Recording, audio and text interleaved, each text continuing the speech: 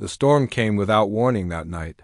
Kang Dae-ho pulled his worn jacket tighter around his shoulders as he fought against the howling wind. Rain lashed across his face like tiny ice needles. The old farmer had seen many storms in his 53 years on New Terra, but this one felt different. Angrier somehow. Lightning split the dark sky above his small farm. Thunder followed seconds later, so loud it made his bones shake. Dae-ho hurried toward his barn, his boots splashing through puddles that had formed in the dirt path. He needed to check on his animals before the storm got worse. The barn door rattled violently in the wind. Dae-ho grabbed the heavy wooden handle and pulled it open. Inside, his 3 cows huddled together in the far corner. His old horse whinnied nervously. The chickens had long since gone quiet in their roost. "Easy now," Dae-ho called to them in his gentle voice. "Just a bit of wind and rain, nothing we haven't seen before." But as he stepped deeper into the barn, something caught his eye. There, collapsed near the back wall, behind a pile of hay bales, was a shape that did not belong. It was too large to be one of his animals. Too still to be alive, Dae-ho moved closer, his heart beating faster. Lightning flashed again outside, sending brief light through the small barn windows. In that moment of brightness, he saw her clearly. She was unlike anything he had ever seen. Her skin was covered in small scales that seemed to shift color even in the dim light. What had been dark green when the lightning first revealed her now showed hints of deep blue and purple. Her body was roughly human in shape, but clearly not human at all. She was female, he could tell that much. Tall and lean, probably as tall as he was if she were standing. Her face was angular with high cheekbones and a narrow jaw. Her eyes were closed, but he could see they were larger than human eyes. Her hair was long and black, but it seemed to have an odd texture, almost like fine feathers. Blood seeped from a deep wound on her left shoulder. Another cut ran along her right leg. Her breathing was shallow and quick. She was alive, but barely. Dae-ho knelt beside her, his mind racing. He had heard stories about aliens living on the outer worlds. Some said they were dangerous. Others claimed they were just trying to survive like everyone else. The colonial government had strict rules about contact with unregistered aliens. Anyone caught helping them could face prison or worse, but looking at this injured creature, all Dae-ho could see was someone who needed help. "Well," he said quietly to himself, "what's a man supposed to do?" He gently touched her forehead. Her skin was warm but felt different than human skin, smoother. The scales were actually quite small, more like a texture than individual pieces. Her breathing hitched when he touched her, and her scales shifted to a darker shade of blue. Dae-ho stood and looked around his barn. He could not leave her lying on the cold ground. The storm was getting worse, and she would freeze if she stayed where she was. He grabbed several old blankets from a storage chest and spread them out in an empty horse stall. The stall was clean and dry, with fresh hay on the ground. It would have to do. Getting her moved was not easy. She was heavier than she looked, and Dae-ho was not as young as he used to be. But he managed to lift her carefully and carry her to the makeshift bed. As he laid her down, she made a soft sound, almost like a sigh. Her scales flickered between blue and green. Dae-ho fetched his medical supplies from the barn's first aid kit. He had learned basic wound care from years of tending injured animals. People and aliens could not be too different, he reasoned. He cleaned her wounds with gentle care. The cuts were deep but clean. No sign of infection yet. He applied antiseptic and bandaged both injuries with strips of clean cloth. The alien woman did not wake during his treatment, but her breathing seemed to grow steadier. "There now," he whispered. "That should help." He covered her with more blankets and sat back on his heels. Outside, the storm continued to rage. Wind howled around the barn walls. Rain drummed against the roof like thousands of tiny hammers. What had brought her here? How had she been injured? Where had she come from? The questions filled his mind, but there were no answers to be found tonight. Dae-ho looked at her peaceful face. Even unconscious and hurt, there was something noble about her features. Something that spoke of intelligence and strength. Her scales had settled into a soft purple color, and they seemed to glow faintly in the dim light of his battery-powered lantern, he made a decision that would change both their lives forever. "You can stay here as long as you need," he told her sleeping form. "I don't know what kind of trouble you're running from, but you're safe now." Deho spent the rest of the night in the barn, dozing in a chair beside her stall. Every hour or so, he would check on her wounds and make sure she was still breathing. The storm finally passed just before dawn, leaving the world outside clean and quiet. As the first rays of sunlight crept through the barn windows, the alien woman stirred. Her eyes fluttered open, revealing irises that swirled with gold and green colors. She looked around in confusion, then focused on Deho sitting nearby. Fear flashed across her face. Her scales immediately shifted to a bright red color. She tried to sit up quickly but gasped in pain from her injuries. She pressed herself back against the wall of the stall and watched him with wide, frightened eyes. Deho slowly raised his hands, palms out in what he hoped was a universal gesture of peace. "Easy there," he said in the same gentle voice he used with scared animals. "You're hurt. I'm just trying to help." She did not understand his words, that much was clear. But something in his tones seemed to calm her slightly. The red in her scales faded to orange, then to yellow. Deho smiled and pointed to himself. "Deho," he said clearly. The alien woman stared at him for a long moment. Then, in a voice like wind chimes, she whispered something that sounded like Yura. And that was how it began. 3 days passed before Yura tried to leave the barn. Deho found her struggling to stand near the door, her scales flickering between orange and yellow. Her wounded leg shook with the effort, and she nearly fell before he caught her arm. "Whoa. There," he said softly. "You're not ready for that yet." Yura pulled away from his touch, her scales flashing bright red. She pointed toward the door and spoke rapidly in her musical language. Her voice rose with what sounded like urgency or fear. Deho shook his head and pointed back to the stall where she had been resting. "You need more time to heal." She did not understand his words, but his gestures were clear. Yura's shoulders sagged in defeat. Her scales shifted to a dull blue color that Deho was learning meant sadness. She allowed him to help her back to the makeshift bed. Over the following days, they developed their own way of talking. Deho brought paper and pencils from his house. Yura proved to be remarkably good at drawing.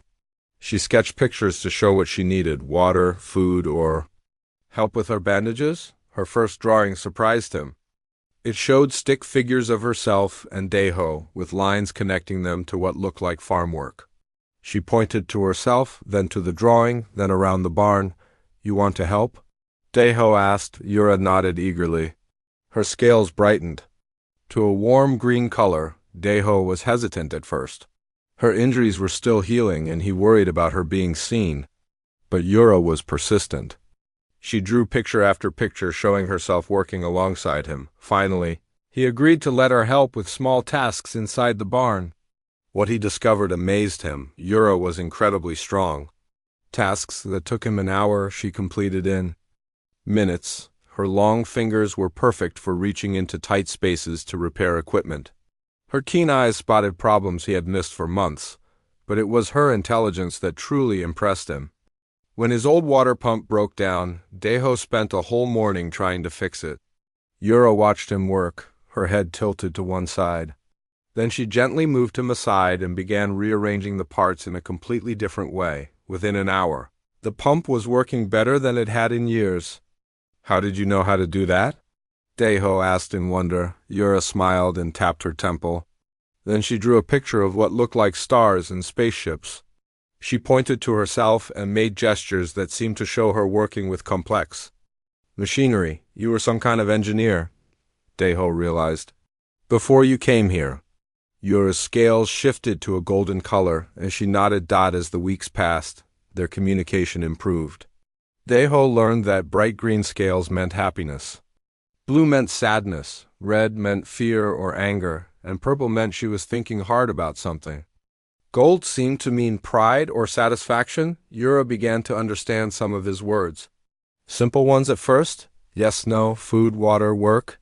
She tried to repeat them in her musical voice, though the sounds came out strange and beautiful, their daily Routine became comfortable.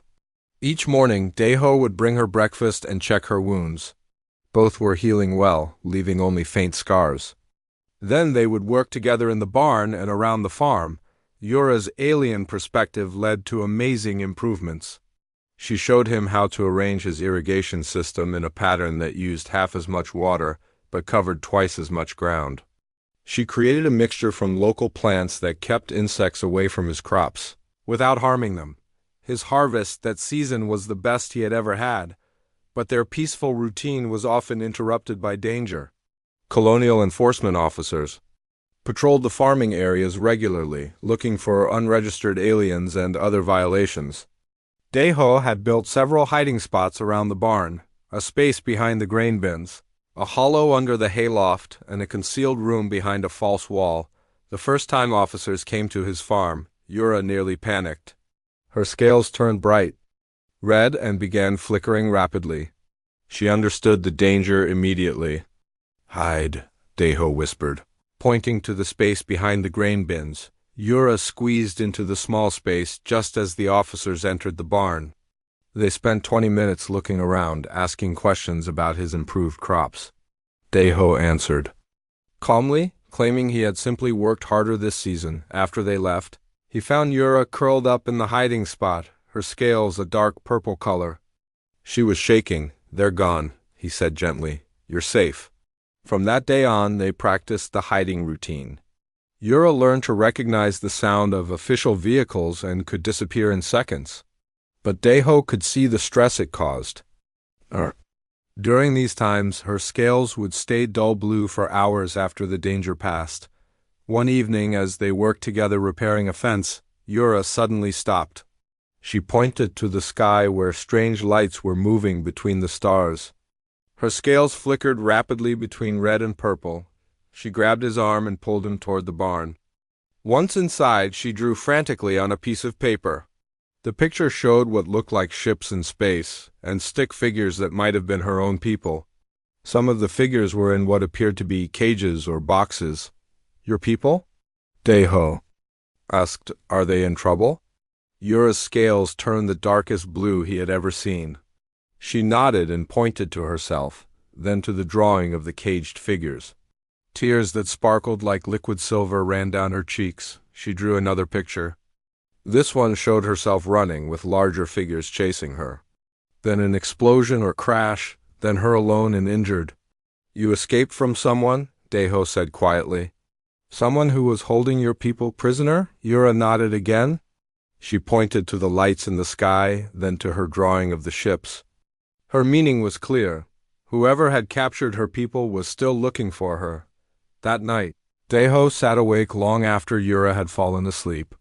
He understood now that helping her meant more than just caring for her injuries. She was not just running from the colonial authorities. She was running from something much worse outside. His neighbor Part Jinwoo's house showed lights in the windows later than usual. Jinwoo had been asking questions about Daeho's sudden success with his crops. Too many questions. Daeho looked at Yura sleeping peacefully in her stall, her scales a soft green color in her dreams. Whatever trouble was coming, they would face it together. She had become more than just someone he was helping. She had become family, but he had a feeling their quiet days were about to end. The strange lights in the sky appeared every night for a week. Each time they came, Yura grew more agitated. Her scales would shift rapidly between red and purple, and she would pace around the barn like a caged animal. Daeho tried to comfort her, but nothing seemed to help. She barely ate and slept only a few hours each night. During the day, she would stop work suddenly and stare at the sky with those large golden-green eyes, as if waiting for something terrible to happen. On the 8th night, everything changed. Daeho was awakened by a soft humming sound coming from the barn. He pulled on his boots and jacket and hurried outside. The sound grew louder as he approached the barn door. Inside, he found Yura kneeling beside a strange device she had built from parts of his old radio and pieces of farm equipment. The device glowed with a pale blue light and made the humming noise. Symbols that looked like her alien writing scrolled across a small screen. "Yura," he called softly. "What is that thing?" She looked up at him with tears streaming down her face. Her scales were the darkest blue he had ever seen, almost black. She pointed to the device and spoke rapidly in her own language, her voice breaking with emotion. Then she grabbed his hand and pulled him closer to the device. She touched the screen and the symbols changed. Suddenly, voices came from the machine. Alien voices speaking in her musical language. Yura pressed her hand to her heart and spoke. One word that Deho had learned, family. The voices from the device sounded weak and frightened. One was deeper, probably male. 3 others were higher and younger, like children. Yura responded to them, and Deho could hear the love and desperation in her voice even though he could not understand the words. After several minutes, the voices faded and the device went silent. Yura turned to Deho with fresh tears in her eyes. She grabbed the paper and pencils and began drawing frantically. The first picture showed 4 figures that looked like Yura. One was taller and broader, clearly male. The other 3 were smaller, with the proportions of children. She pointed to the tall figure and said, Keth? Then she pointed to the smaller ones and said, Nira, Zek, Yuki. Your mate and your children, Deho said quietly. Yura nodded and touched her heart again. Then she drew another picture that made Deho's blood run cold. It showed the 4 figures inside what looked like cages or prison cells. Around them stood larger figures that appeared to be human. They're being held prisoner by humans, he realized. Yura's scales flashed red. She drew more pictures showing ships, weapons, and humans forcing her people to work. The drawings told a story of capture, slavery, and suffering. Then she drew herself escaping during what looked like a crash or explosion. She had fled to save herself, but her family remained trapped. That's why you've been so upset about the lights in the sky, Deho said. You're afraid they're looking for you. Yura nodded and drew one more picture.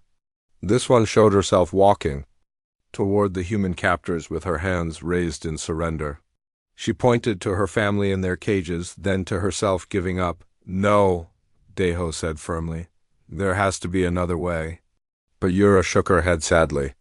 She touched the device again, and more alien voices came through. These voices were different, harder, and more demanding. They spoke in broken versions of her language mixed with words Deho recognized as human speech.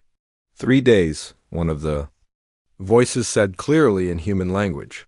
3 days, or the little ones suffer. Yura's scales turned bright red with rage and fear. She stood up and began pacing again, her hands clenched into fists. Deho watched her and felt his own anger growing. He had seen enough cruelty in his life to recognize it when he heard it. These people were using her children to force her back into slavery. Tell me where they are, he said. Yura looked at him in surprise. She touched the device again and brought up what looked like a star map. She pointed to different symbols and drew pictures that showed travel between star systems. 2 jumps, she managed to say in his language, holding up 2 fingers. 2 star jumps. She drew a crude map showing their current location and the place where her family was being held. It was not impossibly far, but it would require a ship capable of interstellar travel. Who are these people holding your family? Deho asked. Why you are a drew pictures of humans in uniform-like clothing. Some of the uniforms looked official, like colonial government gear. Others looked more like the equipment used by traders and smugglers. Government officials working with criminals, Deho said grimly. I've heard rumors about this kind of thing. Yura nodded and drew more pictures showing many different alien families being held in the same place. This was not just about her family. It was a major trafficking operation. Over the next 2 days, more messages came through Yura's device. Each one made the threats more specific and more terrible. The voices described exactly what they would do to her children if she did not return. Yura barely slept or ate. Her scales stayed red most of the time, only shifting to blue when exhaustion overwhelmed her anger. She began gathering her few possessions and preparing to leave. On the morning of the 3rd day, she drew a final picture. It showed herself walking away from the farm while Deho watched sadly from the barn door. Below it, she wrote symbols that he somehow knew meant Thank you, and goodbye. You can't just surrender yourself to them, Daeho said desperately. They'll never let your family go even if you do return. Yura's scales flickered between red and blue. She knew he was right, but she had no other choice. Her children were everything to her. She walked toward the barn door. Moving slowly like someone going to her execution, Daeho made a decision that surprised even himself. Wait, he called out. You're not going alone. Yura turned back to him, with confusion in her large eyes. I said you were family, Daeho told her firmly. Family doesn't abandon family. We're going to get them back, all of them. For the first time in days, Yura's scales shifted to a warm gold color. Hope flickered in her expression, but they both knew they could not do this alone. They would need help. The kind of help that could get them killed or worse if they chose the wrong people to trust? Daeho thought about his estranged son who worked in security. He thought about his neighbor Jin Woo who had been asking too many questions. Tomorrow, he would have to make some very dangerous phone calls. Tonight, he would help Yura send one more message to her family. Hold on. Help is coming. Daeho stared at his old communication device for a long time before making the call. He had not spoken to his son Kim Tae-min in over 2 years. Their last conversation had ended in angry words and hurt feelings, but Yura needed help, and Tae-min was the only person Daeho knew with the skills for this kind of mission. The device rang 3 times before a familiar voice answered. What do you want, old man? Hello, Tae-min, Daeho said quietly. I need your help. There was a long pause. You need my help? After all the things you said about my work? About me being a hired gun with no morals? Daeho closed his eyes. I was wrong, I'm sorry. But right now, I have a friend who needs the kind of help only you can provide. What kind of friend? Daeho looked at Yura, who was listening nervously from across the barn. Her scales had shifted to purple, showing she was thinking hard about something. The kind you can't talk about over an open channel, Daeho said. Can you come to the farm? Another pause. This better be important, Dad. I'll be there tomorrow. The line went dead. Daeho set down the device and looked at Yura. My son is coming, he told her. He used to be a colonial marine. Now he works private security. If anyone can help us get your family back, it's him. Yura's scales flickered between purple and green. She drew a quick picture showing a human figure with weapons and gear. Yes, Daeho said. He's a soldier. But he's also my son. I trust him. That night, Daeho barely slept.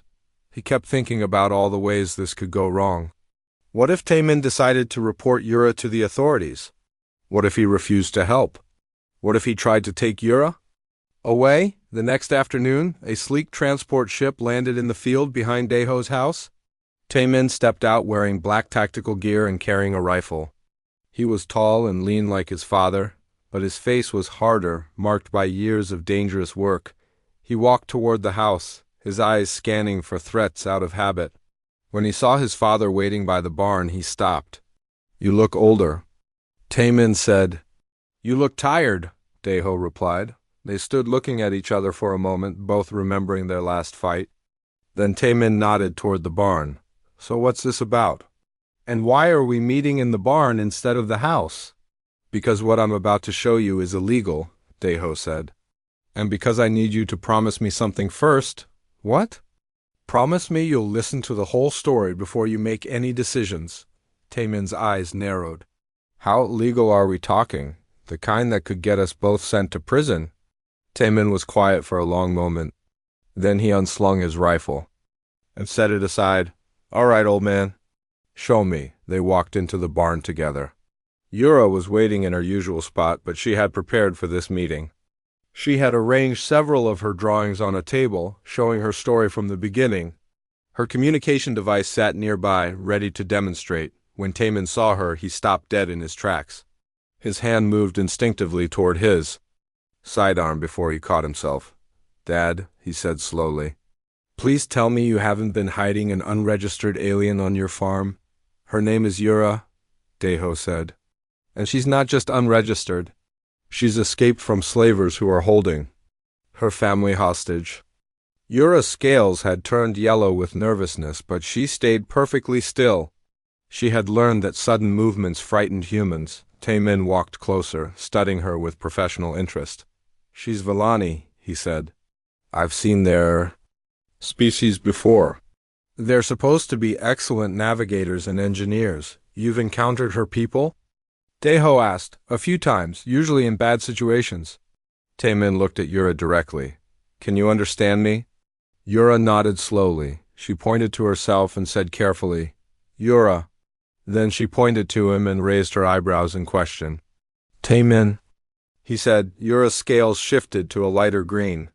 She picked up one of her drawings and showed it to him. It was the picture of her family in cages. Taemin studied the drawing carefully. His expression grew darker as he understood what he was seeing. "Trafficking operation," he said grimly. "I've seen these before. Usually run by corrupt officials working with off-world criminal syndicates." He looked at more of Yura's drawings, including the star map showing where her family was being held. "This location," he said, pointing to the map. "I know this place. It's an old mining station that was supposed to be decommissioned years ago. We got reports of suspicious activity there, but every time we tried to investigate, we were ordered to stand down." "Ordered by who?" Daeho asked. "High-ranking colonial officials, the kind who don't like questions." Yura activated her communication device. The voices of her captive family came through clearly, followed by the harsh demands of their captors. Tae-Min listened to the entire conversation with growing anger. When it ended, he was quiet for a long time. "They're using her children as leverage," he finally said, "threatening to hurt them if she doesn't return."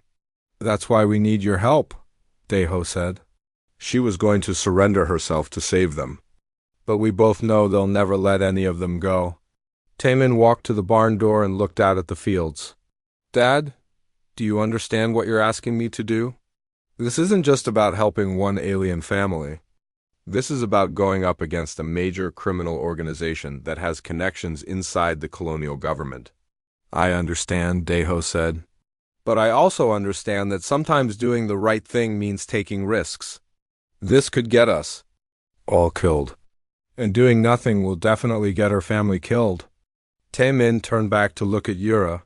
She was watching him with those large, hopeful eyes. Her scales had shifted to a soft blue that somehow made her look even more vulnerable. "Why?" he asked her directly. "Why should I risk my life for people I've never met?" Yura thought for a moment. Then she drew a quick picture. It showed stick figures of many different species, humans, Villani, and others, all standing together. She pointed to the picture, then to herself, then to Taemin and Daeho. "Family," she said in her careful human speech, "all family." "Something." In Taemin's expression changed. The hardness around his eyes softened slightly. "You really believe that, don't you?" he said. "That we're all connected somehow." Yura nodded and touched her heart. Tae-Min sighed and ran a hand through his hair. "This is insane. We're talking about infiltrating a heavily guarded facility with no official backup and no legal authority. So you won't help?" Daeho asked quietly. "I didn't say that." Taemin picked up his rifle again. "But if we're going to do this, we're going to do it right. We'll need more than just the three of us." Just then, they heard the sound of a vehicle approaching. All three of them tensed as footsteps approached the barn. Park Jin-woo appeared in the doorway. He took one look at the scene, the alien woman, the weapons, the drawings spread out on the table, and whistled low. "Well," he said calmly, "this explains a lot about your sudden success with the crops, Daeho." Yura's scales flashed bright red with fear. But Jin-woo raised his hands peacefully. "Don't worry," he said. "I'm not here to cause trouble. In fact, I think I might be here to help." Jin-woo stepped fully into the barn and closed the door behind him. His face was serious but calm. Yura's scales remained bright red as she pressed herself against the far wall. "How long have you known?" Daeho asked quietly.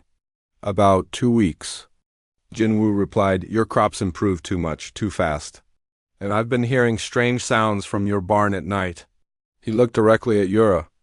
I also lost someone to the same people who are holding your family. Taemin raised his rifle slightly. What do you mean? Jinwoo's face darkened with old pain. My daughter Lee So-young. She was taken 3 years ago by traffickers when her transport ship was attacked. I never saw her again. He paused and took a shaky breath. But I heard rumors about where they took her. The same mining station your friend's family is being held? Yura's scales slowly shifted from red to purple as she realized Jinwoo was not a threat. She moved closer and drew a quick picture of a young human female. She pointed to Jinwoo and made a questioning gesture. Yes, Jinwoo said softly. My daughter. She was 22 years old, studying to be a doctor. Yura's scales turned deep blue with sympathy. She reached out and gently touched Jinwoo's arm. Even though they could not speak the same language, the gesture of comfort was clear. That's why I'm here, Jinwoo continued. I've been planning to go after them for years, but I never had the skills or the help I needed. When I realized what was happening here, I knew this might be my only chance. Taemin lowered his rifle. What can you offer? I have a transport ship that's fast and quiet. It's not military grade, but it can make the jump to the mining station without being detected. I also know the layout of the facility from old mining records. He pulled out a data pad and showed them detailed maps of the station. I've been studying this place for 3 years. I know every corridor, every security checkpoint, every possible escape route. Daeho looked at the 3 people who had somehow come together in his barn. So we're really doing this? The facility has about 50 guards, Taemin said, studying Jinwoo's maps. They're holding maybe 200 prisoners in the lower levels. Most of the guards will be concentrated around the valuable prisoners and the command center. Yura activated her communication device and showed them how she could track her family's location within the station. Her device could also interfere with the station's security systems for short periods. How long can you disrupt their systems? Taemin asked. Yura held up her fingers. 10 minutes, maybe 15.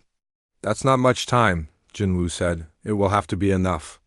Taemin began drawing plans on paper. We go in quiet, get to the prison levels, and get out before they can organize a response. They spent the next 6 hours planning every detail of the mission. Jinwoo's transport ship could carry about 30 people if they packed tightly. Taemin's military training gave them tactical knowledge. Yura's technical skills would handle the security systems, but Daeho felt like he was the weak link in their team. What am I supposed to do? He asked. I'm just a farmer. You're the heart of this operation, Taemin said seriously. These people we're rescuing don't know us. They'll be terrified and confused. But Yura trusts you, and they'll see that trust. You'll help keep them calm while we get them to safety. The next morning, they loaded Jinwoo's ship with supplies and equipment. Yura had modified several pieces of farm machinery into tools they could use to break through locked doors and barriers. As they prepared to leave, Yura pulled Daeho aside. She had drawn one more picture. It showed all of them standing together, but some of the figures were crossed out.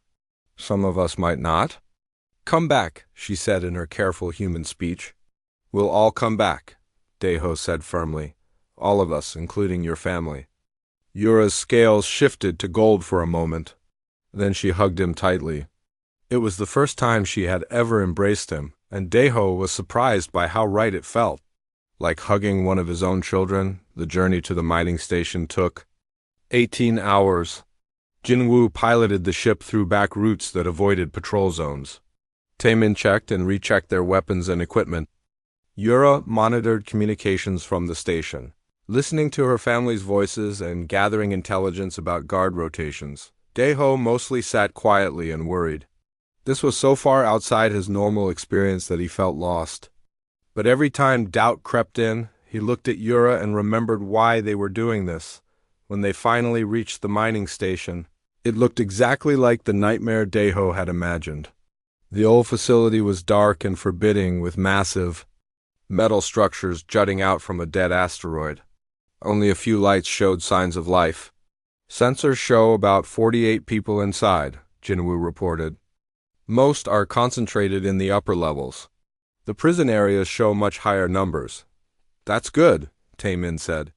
The guards are staying away from the prisoners. It means they're confident in their security systems. Yura activated her device and began working on the station's defenses. Within minutes, several security systems went offline. Now, Taemin said, they docked at a maintenance port that Jinwoo's research had identified as rarely used. The airlock opened with a soft hiss, and they moved into the station's dim corridors. The place smelled of fear and despair.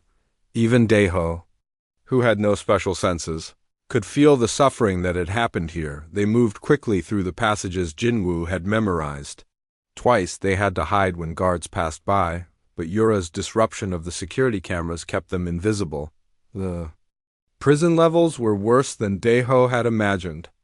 Hundreds of aliens from dozens of different species were crammed into small cells. Many looked sick or injured. The guards had been treating them like animals, but they found Yura's family quickly. Keth was tall and strong like Yura, but his scales were dull with exhaustion. The three children huddled close to him, their own scales flickering with fear. When Yura appeared outside their cell, little Yuki was the first to see her. The child's scales burst into brilliant gold, and she pressed herself against the bars. "Mama," she whispered. Yura's modified tools made quick work of the cell locks. As her family rushed into her arms, her scales blazed with colors Daeho had never seen before. Pure joy and relief mixed together, but they could not celebrate yet. Alarms began sounding throughout the station. "Security is back online," Yura reported. "We have maybe 5 minutes before they surround us." "Then we better move fast," Taemin said. "Everyone who can walk, follow us. Everyone who cannot walk, we carry." What followed was the longest 15 minutes of Daeho's life. They moved through corridors filled with freed prisoners, carrying the injured and guiding the frightened. Guards appeared at every turn, but Taemin's military training and Jinwoo's knowledge of the station kept them one step ahead. The final corridor before the docking bay, they ran into serious trouble. A squad of heavily armed guards blocked their path. "This is where it gets interesting," Taemin muttered, raising his rifle. The armed guards raised their weapons, but something unexpected happened. Jinwoo stepped forward, placing himself between the guns and the group of freed prisoners. "Wait," he called out to the guards. "I know you. You're Sergeant Chung from the 3rd Colonial Regiment." One of the guards lowered his rifle slightly. "Jinwoo, what are you doing here?" "Getting my daughter back," Jinwoo said firmly. "The daughter your bosses took from me 3 years ago." The sergeant looked uncomfortable. Behind him, the other guards shifted nervously. These were not hardened criminals, they were colonial. Soldiers who had been told they were guarding dangerous aliens. "Look around you, Chun," Jinwoo continued. "Look at what you're really protecting. Children in cages. Families torn apart. This isn't what you signed up for when you became a soldier." Sergeant Chun looked at the group of freed prisoners. He saw Yura holding her 3 children close. He saw elderly aliens leaning on younger ones for support. He saw fear and hope mixed together in dozens of alien faces. "The officers told us these were dangerous criminals," he said quietly. "Do they look dangerous to you?" Daeho asked, stepping forward. In his arms he carried an injured alien child who could not walk. "This little one is barely old enough to speak. What crime could she have committed?" The other guards began lowering their weapons. One of them, a young woman barely out of training, was staring at the alien children with tears in her eyes. "Sergeant," she whispered, "what have we been doing?" That was the moment everything changed. Sergeant Chen made a decision that would save all their lives. "Lower your weapons," he ordered his squad, "all of you." "But sir, the orders were based on lies," Chun said firmly. "Stand aside and let them pass." The guards moved out of the way. As the rescued prisoners streamed past them toward Jinwoo's ship, several of the soldiers looked ashamed of what they had been part of, but their troubles were not over yet. As they reached the docking bay, more guards appeared, these ones led by officers who were clearly part of the trafficking operation. "Stop right there," the lead officer shouted. "You're all under arrest for theft of valuable property." Taemin stepped forward, his rifle ready. "These aren't property. They're people, they're aliens, the officer sneered, and they belong to us. That was when Yura surprised everyone. She handed her children to Deho and walked directly toward the corrupt officer. You want me, she said in clear human speech. I am the one you really need. Let the others go, and I will come with you. Yura, no, Keth called out, his scales flashing with alarm, but Yura's plan was not what anyone expected. As she approached the officer, her communication device activated. Suddenly, every screen in the docking bay lit up with recordings, conversations between the trafficking officers and their criminal partners. Orders to abuse prisoners, financial records showing the bribes they had taken. I have been recording. Everything for weeks, Yura announced. Every crime, every cruel order, every illegal payment. All of it is now being transmitted to colonial headquarters and the galactic news networks. The corrupt officers realized they had been caught.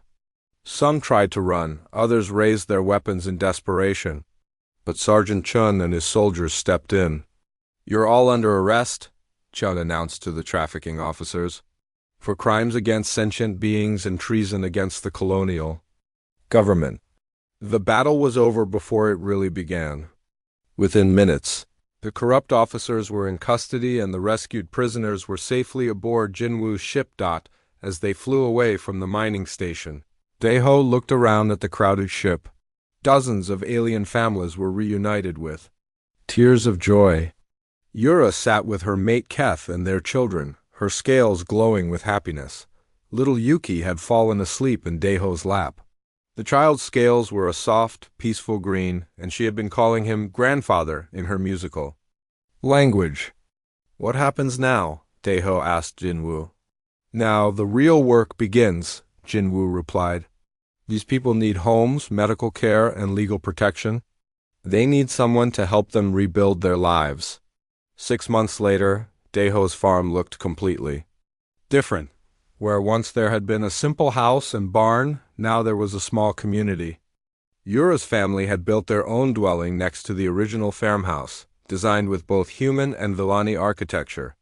Other rescued aliens had settled nearby, creating the first official interspecies colony on New Terra. The farm itself had become legendary. Using Villani engineering and human determination, they had created growing systems that produced 3 times more food than traditional methods. The techniques were being studied and copied across the galaxy, but it was more than just a successful farm. It had become a symbol of what was possible when different species worked together. Yura had become an official translator and advocate for alien refugees. Her experience and natural leadership helped other displaced aliens find new homes and integrate with human communities. She had also testified at the trials of the trafficking officers, helping to expose a criminal network that had operated across multiple star systems. Keth had opened a workshop where he repaired and improved farm equipment using advanced alien technology. His inventions were in high demand, and he had started teaching both human and alien apprentices. The 3 children had adapted amazingly well to their new life. Nira, the eldest, was fascinated by human literature and spent hours reading to younger alien children. Zek had shown incredible talent for growing plants and worked closely with Deho in the fields. Little Yuki had become the unofficial ambassador for the community, charming human visitors with her curiosity and bright personality. Tae-Min had moved back to the farm permanently. His security company now specialized in protecting refugee communities and investigating trafficking operations. The dangerous mission had helped heal the relationship between father and son. Jinwoo had found peace at last. While his daughter So Young was never found, he had helped save dozens of other families.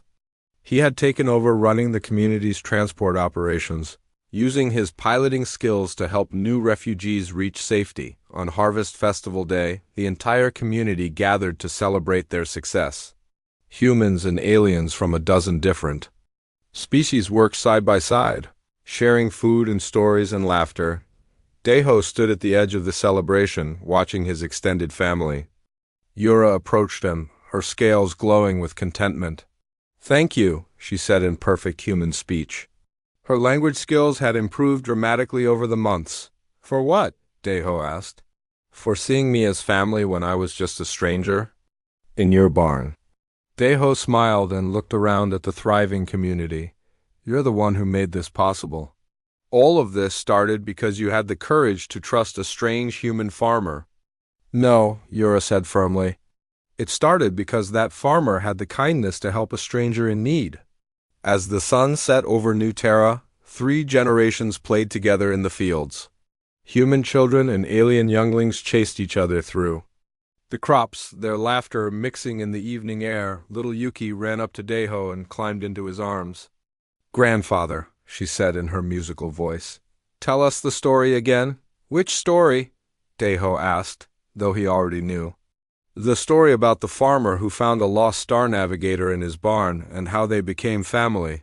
Deho settled into his chair as children of multiple species gathered around him. Yura sat nearby with Keth, their scales shifting through gentle colors of happiness and peace. Well, Deho began, it was a dark and stormy night, and an old farmer was checking on his animals when he found something very special in his barn. As he told the story of their first meeting, Deho realized that he was no longer just a simple farmer. He had become the patriarch of a new kind of family, one that proved love and kindness could cross any boundary. Even the vast distances between stars, the story would be told for generations to come, inspiring others to open their hearts to strangers and to see family not in blood or species, but in the bonds they choose to make.